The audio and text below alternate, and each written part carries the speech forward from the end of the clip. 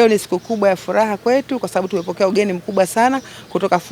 Fudan University iliyoko Shanghai, China. Ugeni huu ni matokeo ya mkataba ambao MOU ambao tumesainiana kati yetu sisi, Taasisi ya Utafiti wa Afya Zanzibar, na hii chuo cha Fudan University ambayo ni China. Mkataba wetu MOU tulisaini mwaka jana mwezi wa 11 tarehe 26 mwaka 2023, na miongoni mwa makubaliano yetu ni kwamba tutafanya kazi za utafiti kwa pamoja, tutasomesha wanafunzi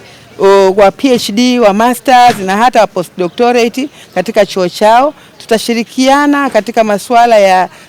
kutembeleana katika masuala ya utafiti na masuala mengine mbalimbali ya kuinua vyuo vyetu kitaaluma na kiutafiti kwa ajili ya afya za Wazanzibari, lakini pia kufanya tafiti za kiafya ambazo zitaiokoa dunia kutokana na maradhi mbalimbali. Na ugeni huu umefika hapa leo, umeanza kwa Mheshimiwa Waziri, baadaye umekuja kwetu katika chuo chetu hiki cha Taasisi ya Utafiti wa Afya, na tunatarajia mafanikio makubwa sana kwa sababu tunatarajia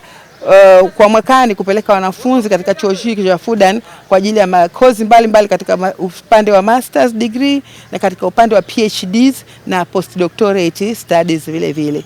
I hope more students and the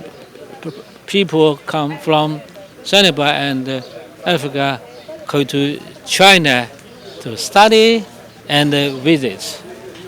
Hope we can do some things to work together, and we try to focus on this health priority to improve the health status of the whole population in the Zanzibar. And